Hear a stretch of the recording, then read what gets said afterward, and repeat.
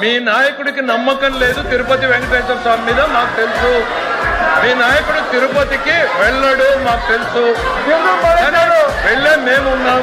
ఇవాళ ఇక్కడ set report sir, charge sheet లో సార్ నేను ఒకటే కోరుతున్నా, వాళ్ళు ఎంతసేపు అన్నా డిస్కస్ చేయని సార్, వాస్తవాలు మాట్లాడిని మాకు అభ్యంతరం లేదు. చార్జ్ షీట్ లో ఏం చెప్పింది అధ్యక్ష?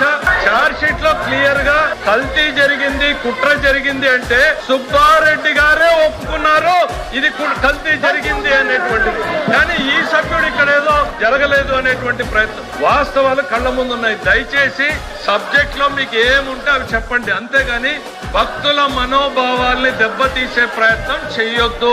సవినయంగా కోరుతున్నాను. మీ నాయకుడికి తిరుమల తిరుపతి వెంకటేశ్వర స్వామి మీద నమ్మకం లేదు, ఆ విధంగా ఆయన అఫిడవిట్ సంతకం పెట్టమంటే పెట్టలేదు. కానీ అట్లనే భక్తుల మనోభావాల్ని దెబ్బతీసే ప్రయత్నం మీ మాటల్లో చెయ్యొద్దు అనేటువంటిది నేను విజ్ఞప్తి చేస్తా ఉన్నాను.